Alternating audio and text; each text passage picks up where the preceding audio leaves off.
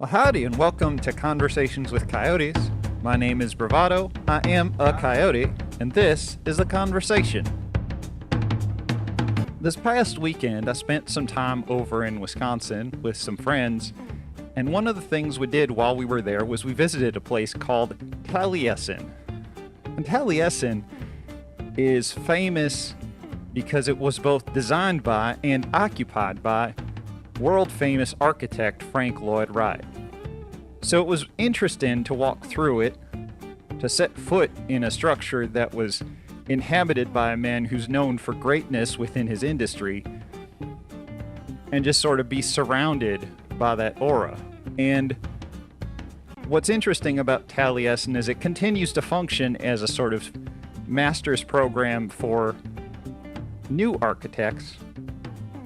And so there's still education that happens there. And the reason it's so fascinating is you can't escape the feeling of being surrounded by this piece of history and these people who are all but certain that this is the career that they need to pursue. And I've talked before about having that lack of certainty myself. And so it felt very apparent when I was there. Both because of the mark that Frank Lloyd Wright himself has left, but also because of learning a little bit about the process for getting into the school and the costs associated with it. It has to be something that you're very, very dedicated to. So you can imagine it was kind of awkward to feel sort of diametrically opposed as a person versus the space that I was in. But there was sort of one silver lining out of the whole thing, aside from the fact that I got to admire some kind of incredible architecture, and that is Frank Lloyd Wright was born in 1867, and he started his architecture career around age 20, so around 1887, and around the turn of the century was when he started to divert from the typical architecture of the time and start to develop his more signature style. So that was in around 1900, right?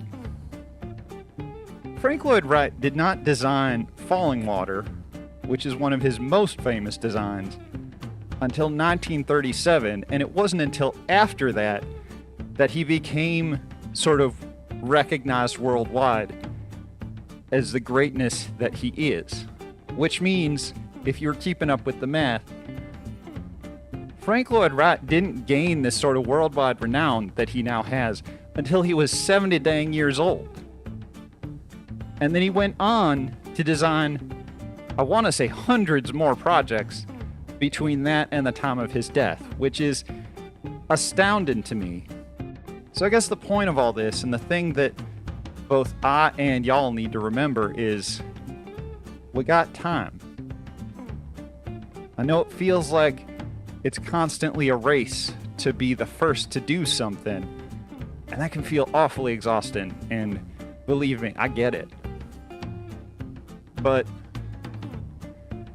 there's a lot of merit to being good at something, and there's a lot of recognition to be gained for being the best at something. So if it's something you truly care about, just keep working toward it.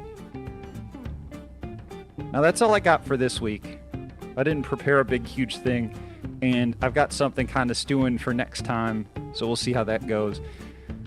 But in the meantime, I'm just going to relax after my trip and play a little Forza, and I'll catch y'all later.